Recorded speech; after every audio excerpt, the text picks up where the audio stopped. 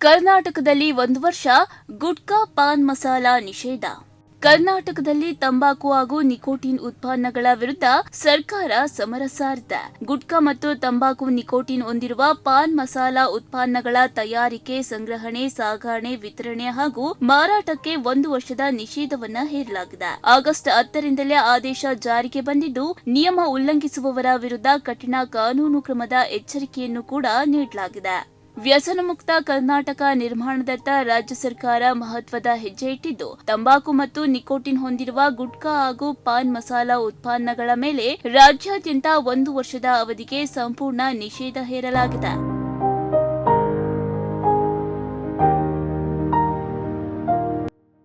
ಆಹಾರ ಸುರಕ್ಷತೆ ಮತ್ತು ಔಷಧ ಆಡಳಿತ ಇಲಾಖೆ ಆಗಸ್ಟ್ 10ರಂದು ಈ ಕುರಿತು ಅಧಿಕೃತ ಅಧಿಸೂಚನೆ ಹೊರಡಿಸಿದ್ದು, ಅಧಿಸೂಚನೆ ಹೊರಡಿಸಿದ ದಿನದಿಂದಲೇ ನಿಷೇಧ ಜಾರಿಗೆ ಬಂದಿದೆ.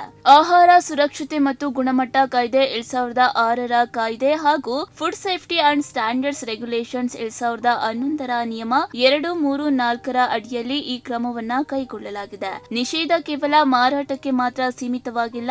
ನಿಷೇಧಿತ ಉತ್ಪನ್ನಗಳ ತಯಾರಿಕೆ, ಸಂಗ್ರಹಣೆ, ಸಾಗಣೆ, ವಿತರಣೆ ಹಾಗೂ ಮಾರಾಟ ಎಲ್ಲಾ ಹಂತಗಳ ಮೇಲೂ ನಿರ್ಬಂಧವನ್ನ ವಿಧಿಸಲಾಗಿದೆ. ಪ್ಯಾಕ್ ಮಾಡಿರುವುದಾಗಲಿ, ಪ್ರತ್ಯೇಕವಾಗಿ ಮಾರಾಟ ಮಾಡುವುದಾಗಲಿ ನಿಷೇಧಿತ ತಂಬಾಕು ಉತ್ಪನ್ನಗಳ ವಿರುದ್ಧ ಅಧಿಕಾರಿಗಳು ತೀವ್ರ ನಿಗಾ ವಹಿಸಿದ್ದಾರೆ.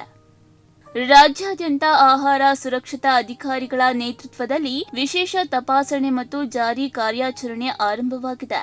ನಿಷೇಧಿತ ಉತ್ಪನ್ನಗಳ ಅಕ್ರಮ ತಯಾರಿಕೆ, ಸಂಗ್ರಹಣೆ ಅಥವಾ ಮಾರಾಟ ಕಂಡುಬಂದರೆ ನಿಯಮಾನುಸಾರ ಕಠಿಣ ಕಾನೂನು ಕ್ರಮ ಕೈಗೊಳ್ಳುವುದಾಗಿ ಇಲಾಖೆ ಎಚ್ಚರಿಸಿದೆ.